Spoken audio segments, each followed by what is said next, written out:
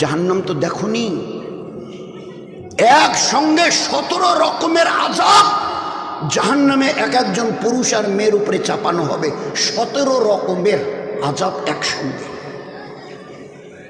1000 বছর ধরে জাহান্নামের আগুনের জ্বলন, সাপের কামড়, ফেরেশতাদের লাঠির পেটাই, চিৎকার করতে করতে এ আল্লাহ, এ আল্লাহ, এ আল্লাহ, মরে গেলাম, আর বরদাস্ত হচ্ছে না, হয় এখান থেকে বাঁচাও, হয় বাঁচাও, আর নয়তো মেরে শেষ করে দাও, এ আযাব আর সহ্য করতে পারছি না। 1000 বছর ধরে ওই পুরুষটা জাহান্নামে, ওই মেয়ে ছেলেটি জাহান্নামে চিৎকার করে, আল্লাহ, কলিজা ফেটে যাচ্ছে, খিদায় পিপাসায় আর বরদাস্ত হচ্ছে না।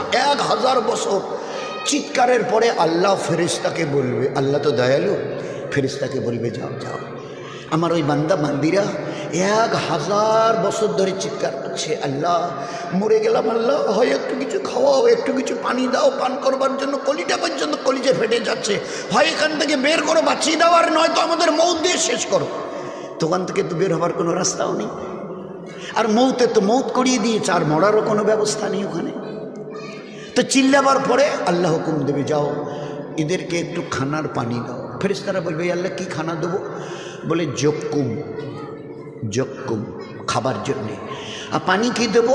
বলে হামিমাও ও গাসাকা। জক্কুম বলা হয় একটা কাঁটাদার গাছ, আমরা এখন তো এখন খুব একটা চোখে দেখা যায় না, ওই ময়নার গাছ রাস্তার ধারে হতো, আর এইরকম লম্বা লম্বা কাটা, আর একটা ঠিস ঠিস ঠিস ঠিস করে কাটা হতো, একেবারে চতুর্দিকে কাটা, ওই রকম কাটাযুক্ত গাছ জক্কুম তার নাম হবে, তাকে নিয়ে গিয়ে খাওয়ানো হবে।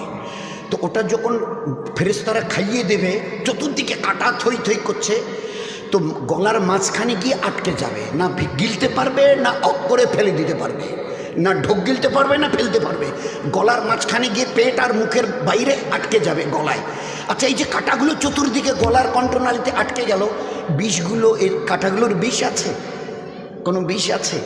দয়ার নবী শুনিয়েছেন, এই কাঁটাগুলোর একটা কাঁটা হাতে নিয়ে কেউ যদি দুনিয়ার একটা জমিনের উপরে একটু দাগ দেয়, চিহ্ন দেয়, দাগ, একটা কাঁটার মাথা দিয়ে যদি একটু দাগ দেয়, তো গোটা দুনিয়া বিষের জ্বলে যাবে, গোটা দুনিয়া ওই বিষের চোটে জ্বলে যাবে। তো একটা কাঁটার আসরের মধ্যে যদি ওই বিষ থাকে, তো শত সহস্র কাঁটা যখন চতুর্দিকে আটকে যাবে, কি অবস্থা হবে? চিৎকার আরো বেড়ে যাবে, আল্লাহ পানি পানি। আল্লাহ বলবে হামিমা ও গাসা। হামিমা মানে জাহান্নামের আগুনে পানিকে এত ফোটাও যে এর তাপ যেন 1 মাইল দূরে থাকতে ওর কলিজায় গিয়ে পড়ে।